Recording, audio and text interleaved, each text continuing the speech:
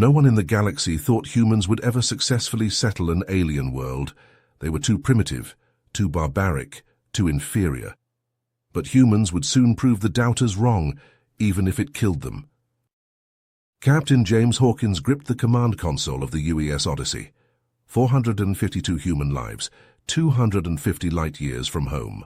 One mission: establish humanity's first colony in the Kepler system, on Kepler 452b, their only shot at survival.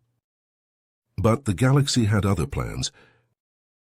The Odyssey dropped out of warp over Kepler 452b to find it already inhabited by the Zephyrians, an advanced alien race technologically superior to humans in every way.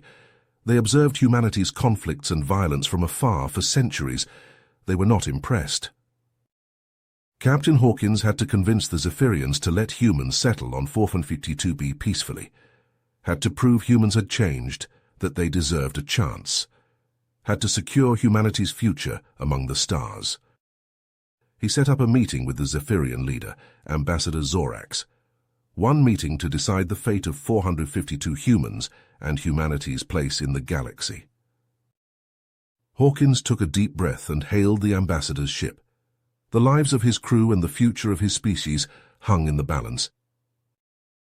Back on Earth, reporters scrambled to get the latest scoop on the Zephyrian rejection of humanity's colonization attempt. A flurry of articles hit the net, spreading the news like wildfire. Social media was abuzz with reactions.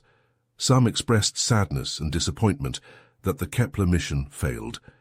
But most were pissed off. How dare these high and mighty aliens deny humans their shot? Mobs gathered in city streets and outside government buildings, waving signs demanding action against the Zephyrians. Chants of "Humanity first" and "Take Kepler by force" echoed through the air. The anger was palpable. One of the loudest voices stoking the outrage was Senator Marcus Rollins. He called a press conference on the steps of the Capitol, eager to seize the moment. Rollins had always been a staunch human supremacist, and this was his chance to make his case. "My fellow humans," Rollins boomed to the crowd of reporters and angry citizens. "Today is a dark day. The Zephyrians spit in the face of humanity's destiny among the stars. They believe themselves superior, that they can dictate our fate. But I say no more." The crowd roared in agreement. Rollins continued his tirade. "The Zephyrians hoard technology centuries beyond our own. Technology that could solve so many of Earth's problems: hunger, disease, energy shortages. And they deny us this out of arrogance, out of disdain for our species. We cannot let this stand. I call upon President Thompson and the world's leaders to give the Zephyrians an ultimatum. Let humans settle on Kepler 452b or face the consequences. If they will not listen to reason, then we must take the planet by force. Show them humanity will not be pushed around." The speech had its intended effect. Rollins's aggressive rhetoric resonated with the outraged masses and galvanized those already calling for military action. He met with other senators and representatives, urging them to pressure the president to get tough with the Zephyrians. Several influential officials openly sided with Rollins, either out of genuine agreement or political calculation. His pro-confrontation coalition was growing. But not everyone was on board. In the Oval Office, President Eliza Thompson rubbed her temples in frustration. She had just gotten off a call with the Joint Chiefs, who were divided on how to respond to Rollins. As a veteran herself, Thompson knew the cost of war.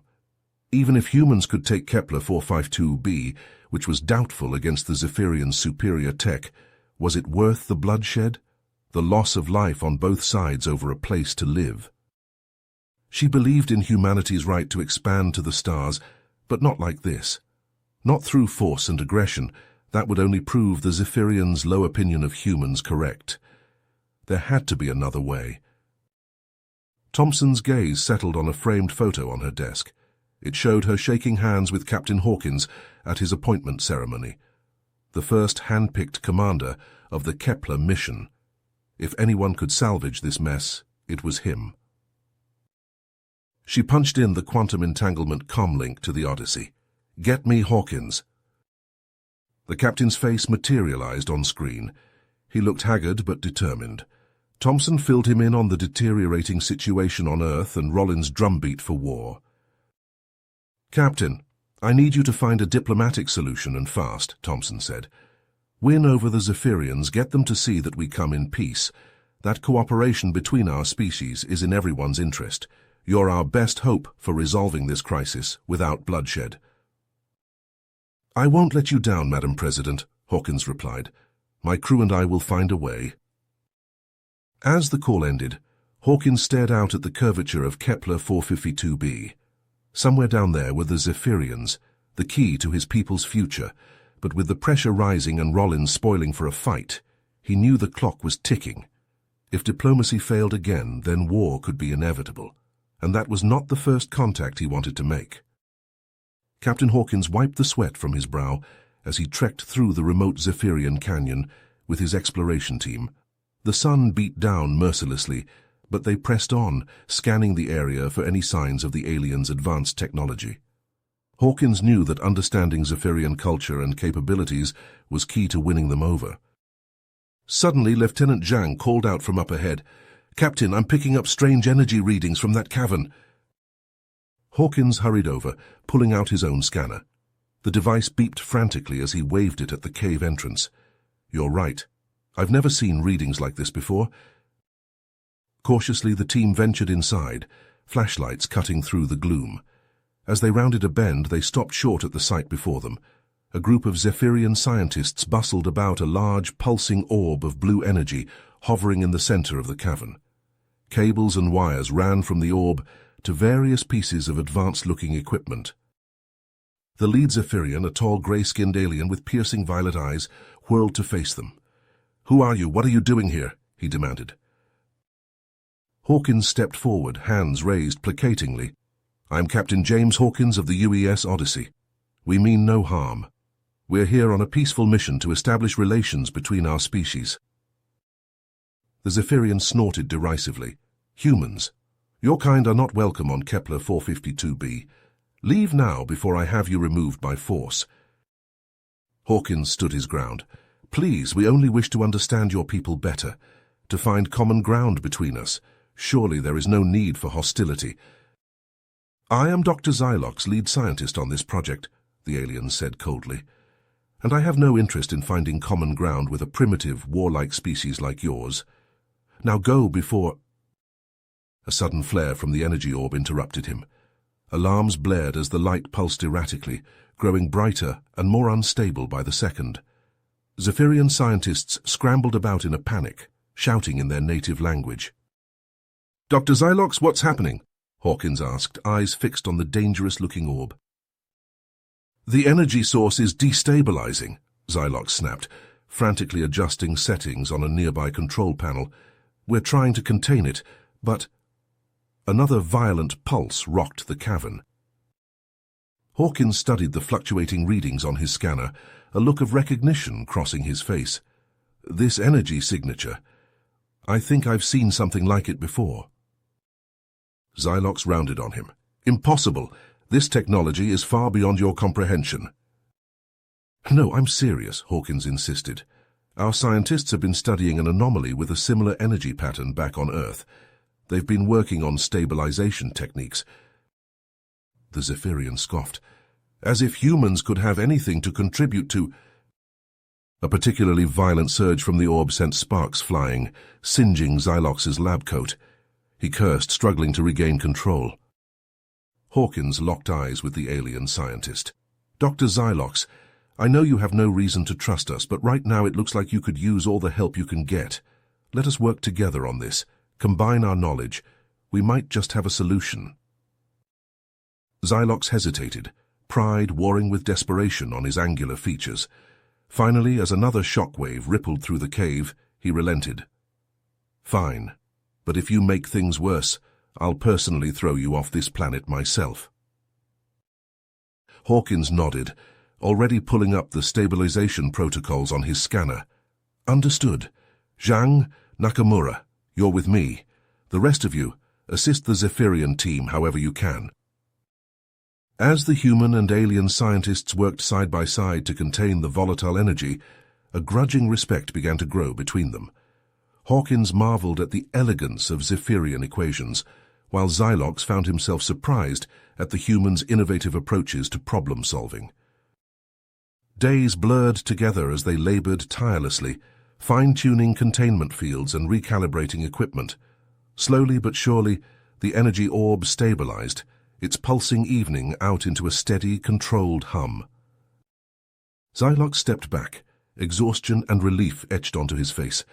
"I can't believe it. We actually did it." Hawkins clapped the alien on the shoulder, grinning. "Couldn't have done it without you, Doc. Your people's advanced tech combined with our outside-the-box thinking, we make a pretty good team." The Zephyrian scientist looked at Hawkins appraisingly, as if seeing him in a new light. "Perhaps I was too quick to dismiss your species, Captain. It seems we may have more in common than I thought." As the human and Zephyrian scientists shook hands, a new chapter in interspecies relations opened up, one of cooperation, mutual respect, and the promise of a brighter future for both their worlds. Hawkins just hoped it would be enough to change the minds of those back on Earth who clamored for war. But for now he savored this small victory, a glimmer of hope amidst the stars. Word of the successful human-Zephyrian collaboration spread through the alien society like wildfire. Reports of Dr. Xylox and Captain Hawkins working side by side to stabilize the mysterious energy source were on everyone's lips and screens.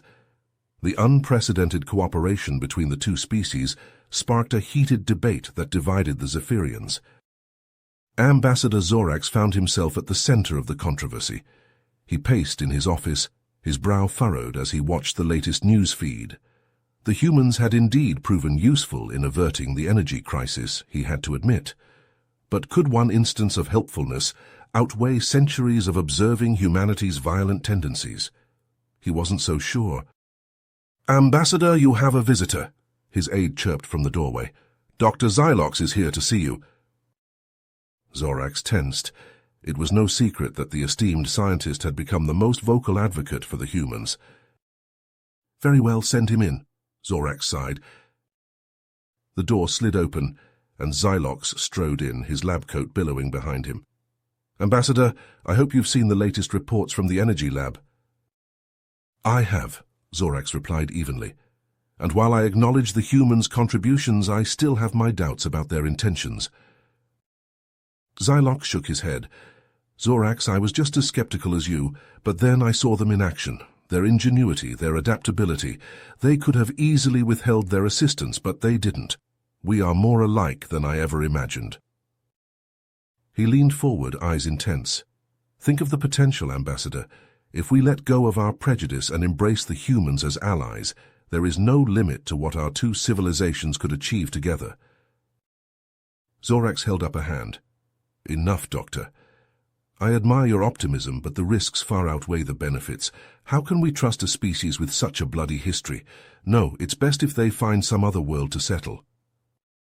Before Xylox could argue further, a deafening boom shook the building. Alarms blared as panicked shouts echoed from outside. Zorax and Xylox rushed to the window, their eyes widening at the scene of chaos unfolding below.